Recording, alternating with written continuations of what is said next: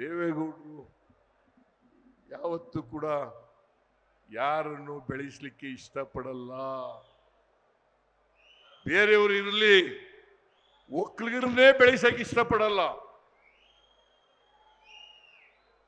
ಚಂದ್ರೇಗೌಡನ್ ಬೆಳೆಸಿದ್ರ, ಪುಟ್ಟಸ್ವಾಮಿ ಗೌಡನ್ ಬೆಳೆಸಿದ್ರ,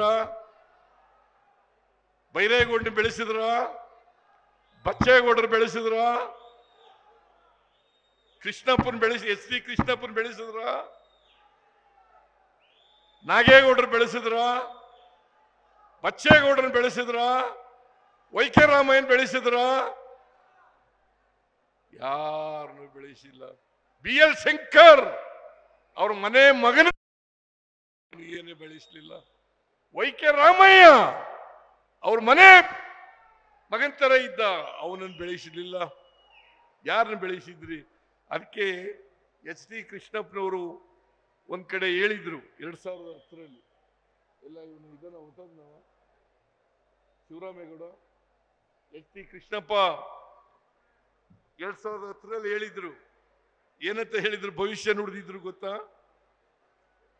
ನಮಗೆಲ್ಲ ರಾಜಕೀಯ ಬರೆದ್ಬಿಟ್ಟಿದ್ದಾರೆ. ಬರೆದಿದ್ರು H T ಕೃಷ್ಣಪ್ಪನವರು, K R ಪೇಟೆಯವರು.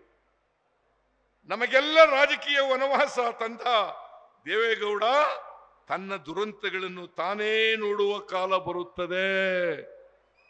ಯಾರು ಹೇಳಿದ್ದು ಇದನ್ನ? Mister H D Krishnappa. Mister H D Krishnappa ಈಗ ಅವರು ಕಾಲವಾಗಿದ್ದಾರೆ.